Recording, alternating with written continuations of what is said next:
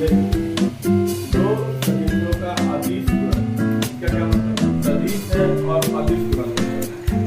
इसका मतलब यहाँ पर समझ में आएगा। पहले हम लोग जो कह रहा है करते, पहले डिफिनेशन सुनिए।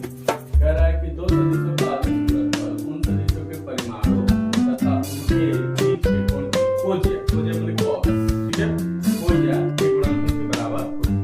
तो क्या कर रहा है कि दो सदिशों का अदिश गुणनफल क्या होता है? यहाँ से उन सदिशों के परिमाणों, उन सदिशों के परिमाणों, ये परिमाण है दो सदिशों में, मान लीजिए ए और बी है, तो इनका सदिश गुणन ये क्या है? सदिश अदिश गुणनफल। यहाँ पे जो डॉट दिख रहा है ना आपको, ये डॉट जो दिख रहा है इसको कहते हैं अदिश गुणनफल। इसी से पहचान लो, ये जो डॉट दे रहा है, डॉट को कहते हैं अदिश गुणनफल, ठीक है। तो अदिश गुणनफल जो है इसी तरह पता है ए डॉट डी के लिए जो डिफिनेशन में बता रहा है सदिशों के परिमाणों तथा उनके बीच के कोण की खोजें। उनके बीच का कोण अगर थीटा है, ये ए है, ये बी है, इनके बीच के कोण क्या है? थीटा है। तो इनका परिमाण, ए का परिमाण, बी का परिमाण और उनके बीच के कोण की खोजें, यानी cos थीटा, यही होता है। क्लियर? तो दो सदिशों का अदिश गुणनफल क्या होता है? उनके परिमाणों का गुणनफल होता है, साथ में उनके बीच के खोजिया के, उनके बीच का कोण जो है उस कोण की खोजिया के बराबर होता है। तो ये डिफिनेशन हमने ए डॉट बी बराबर लिखा है ए का परिमाण, बी का परिमाण और cos थीटा, जो उनके बीच का एंगल है, जो उनके बीच का एंगल है, कोण है थीटा, उस पर हमने खोजिया लगाया है, तो cos हो गया, ठीक है। अब इसको हम लोग दूसरे रूप में लिख सकते हैं, इसको ये आपका एरो और ये मोड़ दोनों हटा करके सीधे ए लिख सकते हैं। सीधे ए लिख करके हम उसको परिमाण को व्यक्त कर सकते हैं, ठीक है। तो ए और बी दोनों ऐसे सिंपली लिख सकते हैं, मतलब यही है, जो ये चीज लिखा है वही चीज यहाँ पे भी है, ये दोनों बराबर होता है। बस साधारण लिखने के लिए हमने ये करते हैं, इतना ज्यादा काम करनी है कि नहीं? मैंने ऐसा कुछ हो कि पहले और पहले आप पहले पहले नहीं समझे?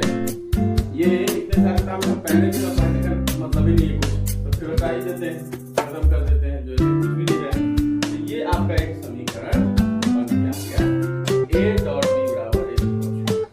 अब समझिए, यहाँ जो थीटा है वो सदिश ए तथा सदिश बी के बीच का, ये तो बात आपको पहले बता दी। अब कह रहा है राशि ए बी cos थीटा, ये जो आया है निकल के, ये क्या आया है? ये जो निकल के आया है रिजल्ट, जो वैल्यू आया है दो सदिशों के मल्टीप्लिकेशन से, दो सदिशों के अदिश गुणनफल से। हम क्यों कहते हैं अदिश गुणनफल? वो उसका रीजन बता रहा है कि दो यहाँ पे जो सदिश है का गुणनफल किए हैं, तो अब आया क्या है?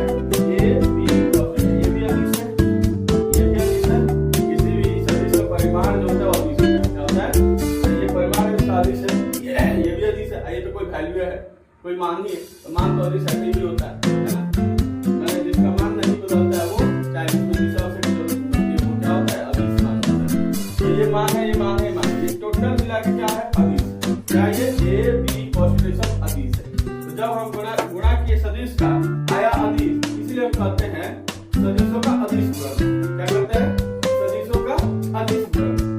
अब बात सुनाई, हम लोग गुणा किए दो सदिशों का, प्राप्त किए अदिश, तो इसी को हम कहते हैं दो सदिशों का अदिश गुणन। समझना रे बात? यहाँ पे क्या राशि ए बी cos थीटा एक अदिश राशि है ना, अदिश राशि, ये जो क्या है? अदिश राशि। अतः दो सदिशों का अदिश गुणनफल, दो सदिशों का अदिश गुणनफल सदैव अदिश होगा। अदिश गुणनफल करेंगे, अदिश के लिए ये डॉट, क्या करेंगे? डॉट। अगर हम कहें कि ए डॉट बी, आप समझेंगे कि अदिश गुणनफल क्या करना है, और ए क्रॉस बी करें तो सदिश गुणनफल। अब ये इसके बारे में, ठीक है, इतना तो समझ गए। इस पर कुछ क्वेश्चंस बना लेते हैं, तो फिर आगे बढ़ते हैं, ठीक।